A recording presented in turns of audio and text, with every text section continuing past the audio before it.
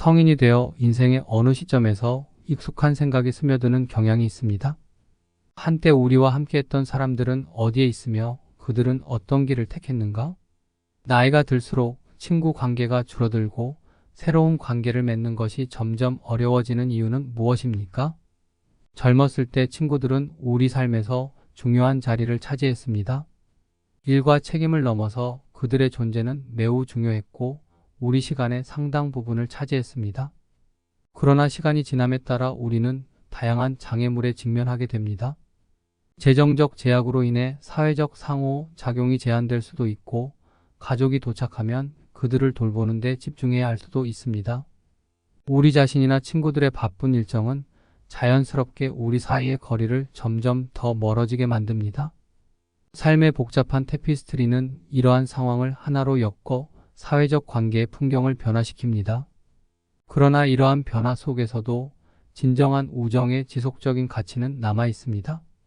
아무리 친했던 친구라도 연락하기 귀찮아지고 친구를 만난다 해도 대단히 즐거운 일이 있을 것 같지도 않아서 굳이 친구를 만나려고 하지 않는 분들도 많습니다.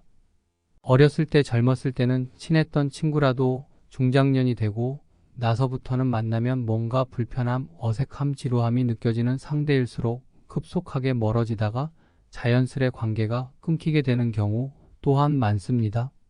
그러다 보면 내 주위에 점점 친구가 사라지고 가족들과 지내는 시간 혹은 혼자 있는 시간이 많아지게 됩니다.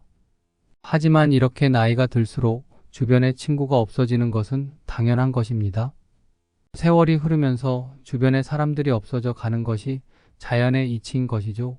이렇게 주변 친구가 없어진다고 해서 내가 문제가 있는 건가라는 전혀 없습니다. 자연스러운 현상입니다. 그냥 순리대로 흘러가게 두는 것이 좋습니다.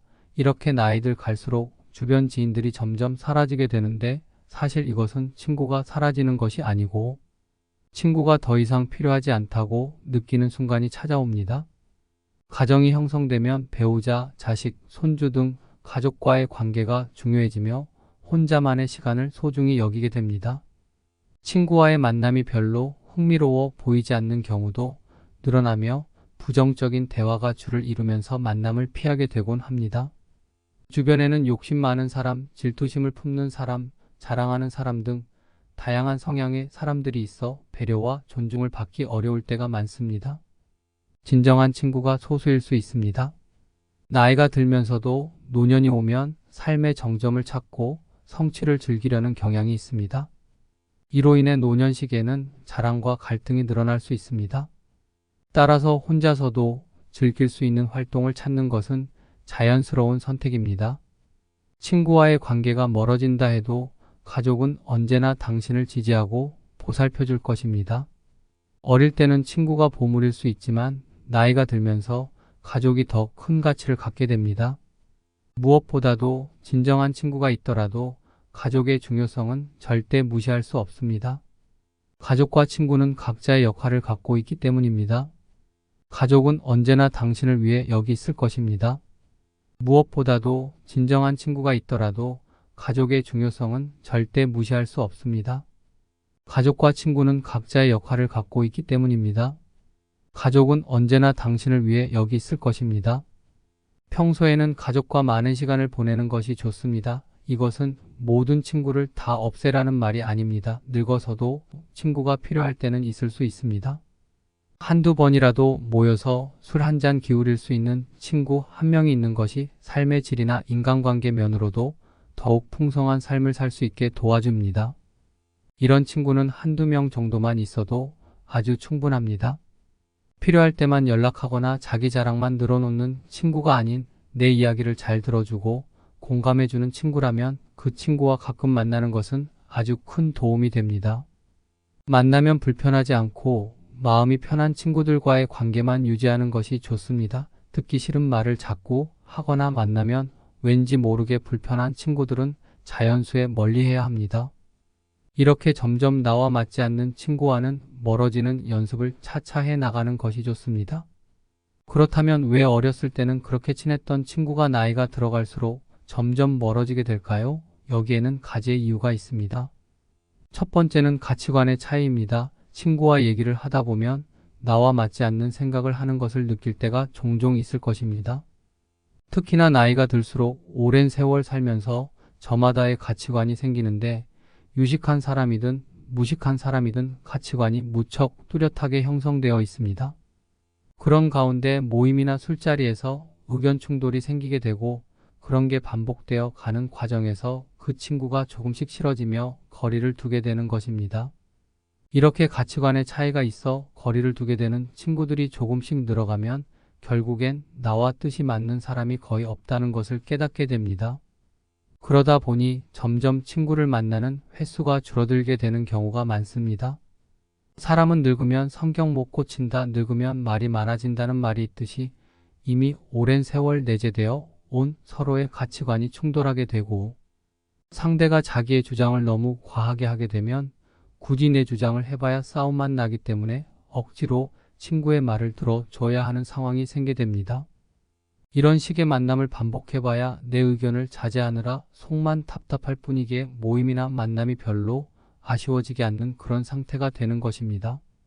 즉 혼자가 편한 상태가 되는 것이죠. 사실 나이를 먹다 보면 친구로 지낸 기간보다 가치관이 잘 맞는지를 더 중요시하게 됩니다. 오래된 친구라고 그 기간 자체에 엄청난 의미를 부여하지 않고 친구 된 지 얼마 안 됐다고 가벼운 인간관계라고 생각하지 않는 것이 좋습니다. 이렇듯 알게 된 기간보다는 나와 가치관이 사람인지 갈등이 있어도 대화로 잘 풀어나갈 수 있는지 판단하는 것이 중요합니다. 이렇게 보면 나이 들어서 사귀는 사람이 오히려 더 잘 맞을 수도 있습니다. 현재 환경에서 만난 사람이 비슷한 가치관을 가질 확률이 크기 때문입니다. 하지만 이렇게 오래 알던 친구의 가치관이 달라졌다고 해서 상대를 욕할 필요도 전혀 없습니다. 누구나 나이가 들어갈수록 자기만의 가치관이 생기기 마련이고 누가 맞다 틀리다를 말하는 것은 없는 것입니다. 그저 다른 것일 뿐이고 다르기 때문에 멀어지는 것 또한 자연스럽게 받아들여야 합니다. 멀어지는 인연을 두려워할 필요도 없습니다. 또한 성숙함의 정도에 따라 멀어질 수도 있습니다. 나는 이만큼 성장했는데 가끔 친구가 말하는 것을 들어보면 왜 이렇게 미성숙하게 행동할까 생각 드는 경우가 있을 것입니다. 특히나 나이를 먹고도 다른 사람을 시샘하고 시기 질투하면서 뒤에서 험담하는 것을 보면 상대가 취해 보일 수 있습니다. 또한 자기가 불행하다고 남까지 자기 수준으로 불행해지기 바라는 모습들을 보면 나이 값을 참 못한다는 생각이 들기도 합니다. 이런 사람과 관계를 끝맺는 망설임이 없어야 합니다. 친구와 멀어지는 두 번째 이유는 생활 환경의 변화입니다. 세월이 흐른 만큼 각자가 사는 환경이 크게 달라집니다. 나이가 들어갈수록 자식이 있는 친구와 자식이 없는 친구, 성공한 친구와 가난한 친구, 수도권에 사는 친구와 지방에 사는 친구로 나뉘는 등 생활 환경이 점점 변화하게 됩니다. 결혼한 친구들은 결혼 생활에 대한 관심이 많을 테니 그와 관련한 길을 하고 싶은데 약에 결혼하지 않은 친구를 만나게 되면 할 얘기가 줄어들고 오히려 아직 결혼을 못한 친구의 눈치를 보게 되는 경우가 있습니다. 또한 경제적으로 성공한 사람도 마찬가지로 가난한 친구를 만났을 때 괜히 상처가 되지 않을까 눈치를 보게 되고 서로가 가지고 있는 지식들도 다를 것이기 때문에 대화하기가 쉽지 않게 됩니다. 이렇듯 공통된 관심사가 달라지면 어렸을 때와는 다르게 대화할 거리가 많이 줄어들게 됩니다. 그리고 사는 곳이 서로 멀게 되면 자연스럽게 몸이 멀어지고 몸이 멀어지면 마음도 멀어지게 됩니다. 뿐만 아니라 만약 나는 이제 건강을 생각해 술을 끊고 등산이나 자전거 등 취미 생활을 하는데 친구는 운동도 안 하고 술만 마시자고 하게 되면 자연스럽게 관계가 멀어지게 되는 것입니다. 가정의 유무, 경제적 차이, 사는 위치, 각자 가지고 있는 취미 등이 다르면 관계가 오래가지 않게 됩니다. 세상이 변하면 친구의 개념도 변하게 됩니다. 내가 좋아하는 것을 하면서 그곳에서 만난 사람들과 관심 있는 부분의 정보와 관심사를 나누며 하루하루를 보내는 일이 더욱 값진 것입니다. 이 모든 것은 자연스럽게 받아들이는 것이 좋습니다. 친구와 멀어지는 세 번째 이유는 시간과 돈입니다. 일을 하고 아이들을 돌보고 내가 좋아하는 것들을 하면서 사는데도 시간이 빠듯합니다. 친구를 만나는 것이 더 좋다면 친구를 만나겠지만 대개 나이가 들수록 친구들과의 대화는 지루해지거나 언성이 높아지게 되는 경우가 많습니다. 그러니 나이가 들어갈수록 굳이 내 시간을 친구 만나는 것에 쓰지 않으려는 사람이 많아지는 것입니다. 나이가 들어가니 다른 사람에게 배려라는 이름으로 맞춰주면서 만나는 많은 모임들이 어느 날부터인가 피곤해지는 것을 느끼는 분들이 있을 것입니다. 이런 만남을 하나 둘 자르고 그 시간을 나를 위해 쓰는 것이 더 행복해지는 방법입니다. 돈의 경우에도 마찬가지입니다. 특히나 남성의 경우 친구와 만나면 보통 술을 마시는데 여기에 들어가는 돈이 결코 작지 않습니다. 술 마시는데 들어가는 비용을 온전히 나와 내 가족을 위해 쓰는 것이 더 좋다고 느껴지게 되는 것입니다. 나이가 들어갈수록 또한 삶이 무한하지 않다고 느끼기 때문에 나에게 주어진 돈과 시간을 잘 아껴서 사용하게 됩니다. 이 소중한 자원들을 별로 즐겁지 않은 친구들과의 만남을 위해 쓰려고 하지 않게 되는 것입니다. 이렇듯 친구와 멀어지는 이유는 다양하지만 이렇게 정리되는 관계는 자연의 순리이고 때문에 친구가 한 명도 없다 해도 전혀 기죽을 필요 없습니다. 오히려 이 시간을 내가 하고 싶었던 취미를 하는데 사용하고 혼자서도 잘 지내는 방법을 터득한다면 쓸데없는 인간관계에서 오는 스트레스로부터 멀어질 수 있습니다. 사실 친구에 대한 의견들은 분분합니다. 친구가 있어야 한다는 사람도 있고 필요 없다는 사람도 있지만 다 맞는 얘기입니다.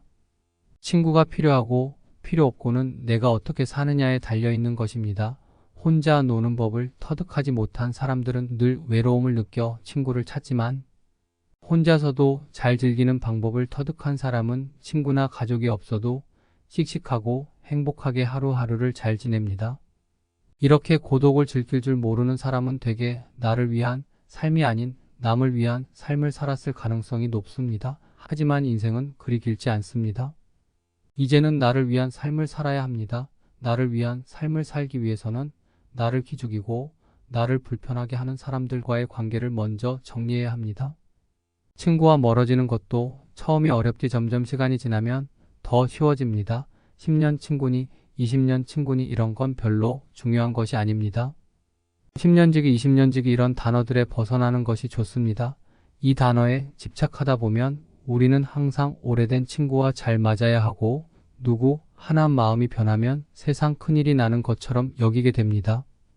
이런 생각들이 오히려 나 자신에게 해가 됩니다. 내가 싫어하는 행동만 골라서 하는데 스트레스를 받으면서까지 그 관계를 유지할 필요가 없는 것입니다.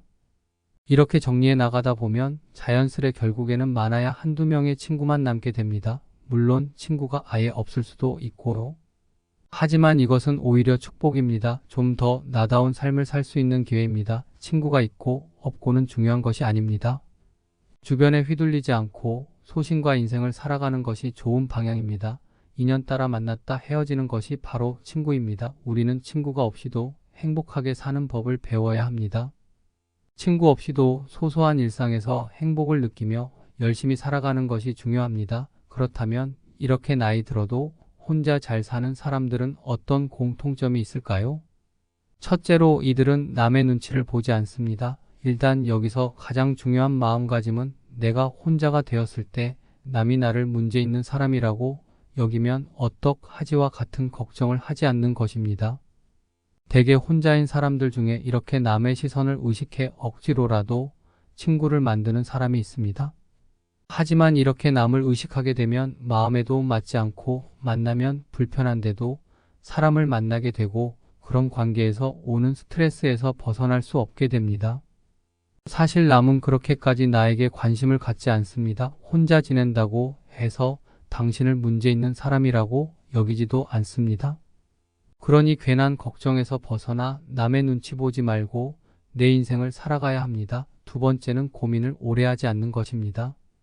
혼자서도 잘 사람들은 되게 고민을 오래 하는 것이 별로 좋지 않아서 고민을 짧기만 합니다. 예를 들어 안 맞다 싶은 관계를 단칼에 끊어내거나 내가 하고 싶은 취미가 생기면 바로 시작하는 것입니다. 우리가 하는 걱정의 대부분은 실제로 일어나지 않습니다. 내가 이런 행동을 했을 때 나를 안 좋게 생각하면 어떡하지, 내가 이 취미를 시작했을 때 닥치면 어떡하지 같은 두려움을 가진다면 아무것도 시작하지 못하게 됩니다. 하지만 혼자서도 잘 사는 사람들은 고민을 짧게 하고 바로 실행으로 옮깁니다. 마지막으로 혼자서도 잘 지내는 사람들은 인생에서 해야 할 것들이 넘쳐난다고 생각합니다. 이렇게 생각하니 친구가 없어도 하루하루 바쁘게 그리고 재밌게 사는 것입니다. 나이가 들어도 재밌게 삶을 사는 사람들은 할 게 너무나도 많다고 합니다. 예전에는 일과 가정을 챙기느라 하고 싶은 게 있어도 뒤로 미뤘다면 나이가 들수록 시간이 여유로워지고 때문에 못했던 것들을 하나하나 해보는 것입니다. 이렇게 하나씩만 해봐도 외로울 틈이 없습니다. 무언가를 배우면서 거기서 또 다양한 사람들과 얘기를 나눌 수도 있고 남은 인생을 설렘으로 살 수 있게 되는 것입니다. 이렇게 나의 시간을 즐길 줄 아는 즉 고독을 즐기는 사람들이 인생을 행복하게 살 수 있습니다. 이러면 자존감도 높아지고 끌려다니는 인생이 아닌 주체적인 인생을 살아나갈 수 있습니다. 우리는 혼자여서 외로워하는 것이 아니라 혼자인 것에 감사해야 합니다. 산책을 하다 집 주변의 작은 공원에서 풀벌레의 소리가 들릴 때면 내 청력이 좋음에 감사하고 빛나는 내 얼굴을 비출 때면 따스한 햇살을 느낄 수 있음에 감사하는 것입니다. 이외에도 하루를 살다 보면 감사할 일이 참으로 많습니다. 맛있는 음식을 차려 먹을 수 있음에 감사하고 뒤를 보고 한바탕 웃을 수 있음에 감사해야 합니다. 이렇게 감사하는 마음은 놀라운 효과가 있습니다. 감사하는 마음을 갖는 습관은 스트레스를 줄여주고 우울증 부정적인 감정에서 빨 벗어나게끔 도와줍니다. 감사하는 마음을 습관으로 만들면 잠도 더 잘하고 피로감이 낮아짐은 물론 심장질환의 위험이 줄어든다는 연구 결과도 있습니다. 이렇게 감사하는 습관을 만드는 방법들이 있습니다. 첫째는 작은 것에서 감사함을 느끼는 것입니다. 감사하는 마음은 전혀 아낄 필요가 없습니다. 오늘 날씨가 화창한 것에 감사하고 내가 생각했던 것보다 음식이 맛있게 된 것에 감사해야 하는 등의 사소한 것들에 감사하는 일들을 찾으면 좋습니다. 두 번째는 명상을 하는 것입니다. 가만히 앉아 눈을 감고 오늘 있었던 일 중에서 감사할 만한 일 3가지 정도를 생각해 보는 것입니다. 이때 주의해야 할 것은 감사한 일을 떠올림 동시에 그것을 감사했을 때 느껴지는 감정을 오롯이 느끼는 것입니다. 이렇게 직접적으로 시간을 내서 명상을 하게 되면 더더욱 감사의 효과가 극대화됩니다.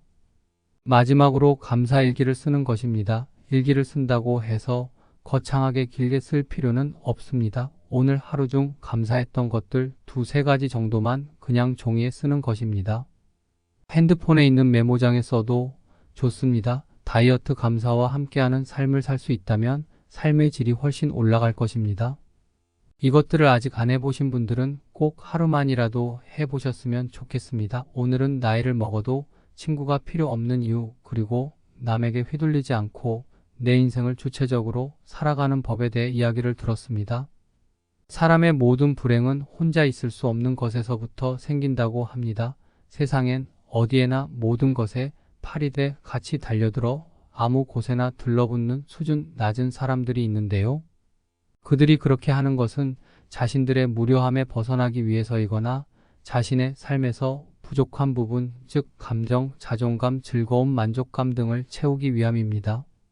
그러나 스스로 정신적인 따뜻함을 충분히 지닌 사람은 굳이 사람들 사이에 끼어들 필요가 없습니다. 스스로 사색하는 지적인 사람은 오히려 홀로 있는 생활을 통해 2가지 이점을 얻습니다.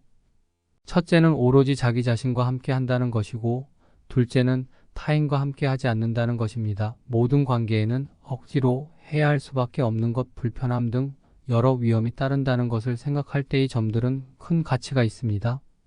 관계를 맺는 것은 때로 도덕적으로 문제가 있거나 내게 손에 입힐 수 있는 사람과도 접촉하는 것이므로 위험한 일이기도 합니다. 널 사교적인 사람은 굳이 관계를 잘 맺기 위한 능력을 얻으려 하지 않아도 됩니다. 관계를 맺지 않아도 될 만큼 많은 것을 스스로 지니고 있다는 사실이니 이것만으로도 스스로 큰 복입니다. 왜냐하면 우리가 겪는 거의 모든 고뇌와 불행은 관계로 인해 생기기 때문입니다. 내면이 풍요로운 사람은 스스로 만족할 줄 압니다. 내면에 풍요로움을 지닌 사람은 스스로 만족을 누릴 줄 알기 때문에 타인들과 관계를 맺기 위해 필요 이상의 희생을 굳이 치지 않습니다. 그런 사람은 자신을 부정하면서 사람들과 어울리는 것을 추구하지 않습니다. 그와 반대로 평범한 보통 사람들은 지극히 관계지향적이며 수동적입니다. 그런 사람들은 자기 자신을 참는 것보다 남을 참는 것이 더 쉽습니다. 세상에서는 정말로 가치 있는 것이 별로 중시되지 않으며 오히려 하찮은 것들이 중시되고 있습니다. 뛰어나고 탁월한 사람들이 은둔 생활을 하는 것을 보면 그런 사실이 입증됩니다. 스스로 옳은 철학을 가진 사람이라면 자신의 자유를 지키고 더 잘 누리기 위해서 자신의 욕구를 제한하고 자기 자신에게 깊이 만족하는 것이 진정한 삶의 지혜라는 걸 알 것입니다. 한 사람은 적절한 거리를 둔다고 합니다. 고독, 즉 홀로 있는 것에 적막함을 견디지 못하는 사람들이 있습니다. 나는 그런 사람들에게 사회에 나가서도 어느 정도 고독의 습관을 가지라고 권하고 싶습니다. 그리고 자신의 생각을 타인에게 곧바로 이야기하지 말라고 충고하고 싶습니다. 타인에게 너그럽게 대하고 용납하는 습관을 익히기 위해서는 무심한 태도를 갖는 것이 가장 확실한 방법입니다. 그렇게 하면 그들과 함께 있으면서도 한편으론 완전히 그들과 함께 있지 않을 수 있어서 세상에 대해 완전히 객관적인 태도를 취할 수 있습니다. 그러면 타인들과 너무 가까이 하지 않아도 되고 그럼으로써 마음이 혼란스러워지는 상처를 받는 일도 줄어들 것입니다. 세상은 불에 비유할 수도 있습니다. 변명한 사람은 불을 줄 때 적절한 거리를 두고 하지만 어리석은 사람은 손을 불에 직접 집어넣어 화상을 입은 다음에야 고독이라는 차가운 곳으로 도망쳐 손이 타고 있다고 한탄합니다. 외적인 빈곤함을 내적인 빈곤으로부터 시작됩니다. 사람은 자신의 궁핍을 극복해낸 후에도 여전히 궁핍함, 어려움을 겪는 다른 사람들처럼 곧 다시 불행함을 느낍니다. 그건 바로 내면의 공허함과 의식의 빈약함, 정신의 빈곤함 때문이며 그렇기 때문에 사람은 자신과 비슷한 부류의 사람들과 계속 어울리게 됩니다. 결국 유유상종이 되는 것입니다. 사람들은 외적인 자극을 통해 내적인 만족을 획득하려고 노력하지만 그래봐야 소용없습니다. 내적으로 궁핍한 것이 결국 외적인 궁핍 초래하는 것입니다. 세상에서 가장 중요한 것, 그 사람 자신을 이루고 있는 것, 언제나 그와 함께하며 따라다니는 것, 아무도 그에게 새로 줄 수도 빼앗아갈 수도 없는 것, 그것이야말로 그가 획득하고 가질 수 있는 모든 것보다 중요한 것입니다. 또한 그것이야말로 남의 눈에 비친 자신의 모습보다 훨씬 더 중요합니다. 불필요한 것이 너무 많습니다. 사람은 혼자 있을 때도 자신의 사고와 상상력으로 커다란 즐거움을 얻을 수 있지만 조급한 사람은 교나 연극, 여행이나 오락을 계속 즐기면서도 지루함을 견디지 못해 고통스러워합니다. 선하고 온화하며 부드러운 인격을 지닌 사람은 궁핍한 상황에서도 만족할 줄 알지만 그러니 본인 스스로를 사랑하고 가꾸는 삶을 살아갑시다.